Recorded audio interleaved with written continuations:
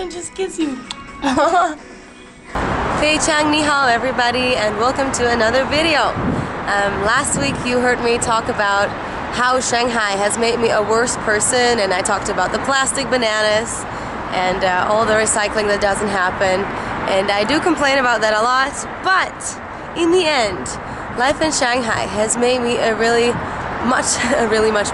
much better person, 最好的人, a good person.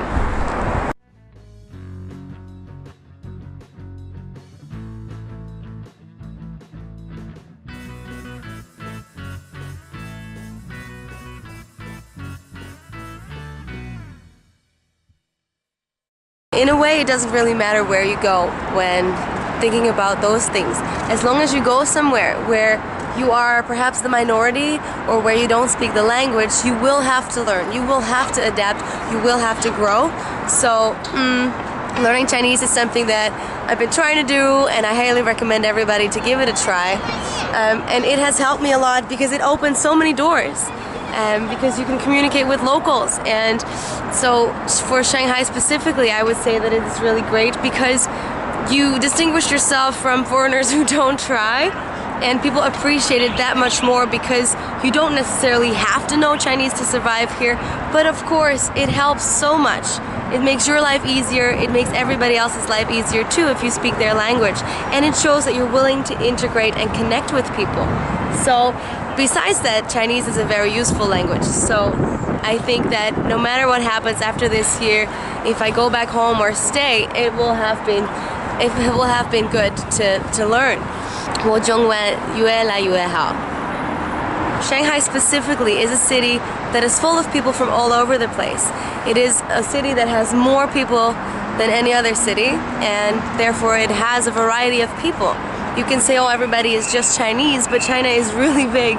So you have people from Dongbei, you have people from the south, you have people from Beijing, you have people from Harbin. I've met people from Hong Kong and Taiwan. There are people here from lots of other countries, many French people, many people from Malaysia. You meet people from everywhere and anywhere. And such a place, such an international place, I find it's really beneficial for other people to learn from each other's cultures, learn from other people's beliefs and the way they see the world, and that all helps you broaden your horizon and reshape your mind.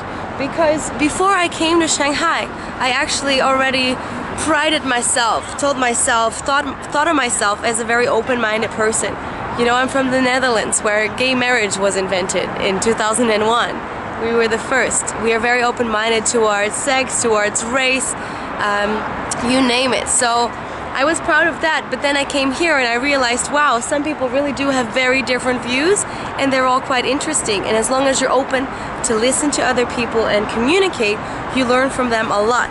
I learned a lot from the people around me. I have made lots of friends that have, in their own way taught me a lot, and even my students actually on a daily basis they teach me how to approach things differently, go about things differently, how you can see the world in a different way.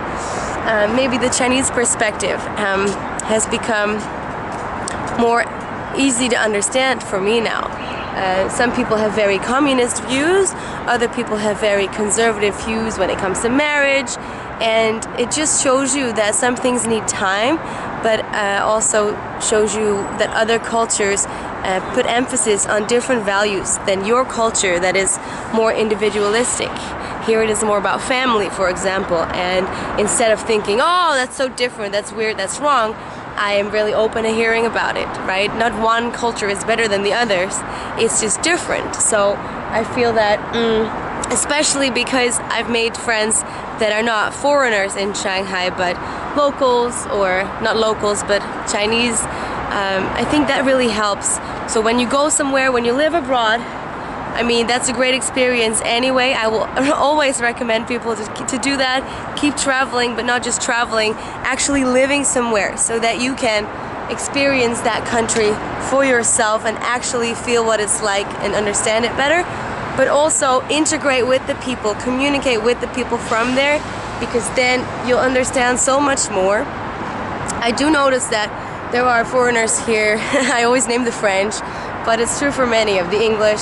I don't know. They just stay in their own bubble, their expat bubble, and they only associate with people from their area of the world. And of course it's nice to speak your own language. If you miss speaking Spanish, you want to speak Spanish, I get that. But on the other hand, if you don't ever make friends with local people, then how well do you know the place you're living in really? So it's all about integration. And I didn't even consciously start making Chinese friends. It kind of just happened, but it is something that I recommend anyone doing. When you go abroad, yeah, get along with the locals, have dinner with the locals, get to know people, because that is really how you experience a culture, a different culture, and learn to understand it. So ultimately, I feel like I have grown a lot as a person by being here, just by being in a very different environment. So when it comes to that, it could be any other city. But Shanghai is so multicultural and diverse that you kind of have to, you're forced to accept the reality of the everyday life here. And you're forced to integrate. And if you don't, you'll find yourself, well, you're feeling a bit resentful. I know many people come and go. That's the life of this city as well, and I guess that happens in big cities like New York. People come and people go. But on the other hand, I guess that when people go back home after they live abroad for a long time, they feel changed. And I guess that if you're watching this and if you have lived abroad, you know this feeling. You change as a person, and the only other people who can understand that really are the people who have also lived abroad. So I recommend everybody to live abroad. If you get the chance, come to China, come to Shanghai. I will say ni hao to you.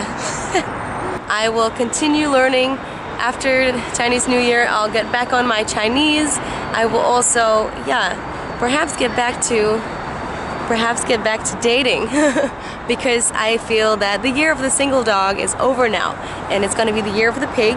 So if you want to hear about my dating experiences and how I try to open-mindedly date anyone, not really, no English guys, I am making this YouTube channel with my friend Amber. It is called Singles in Shanghai, and we have just released our first 2 episodes, and we are updating it regularly, putting new videos on that channel every Thursday. So if you're interested, feel free to subscribe to that too. I hope to do another video here before the Chinese New Year, but if I don't get around to it, then I just want to say 新年快乐, 再见大家, and thank you so much for watching.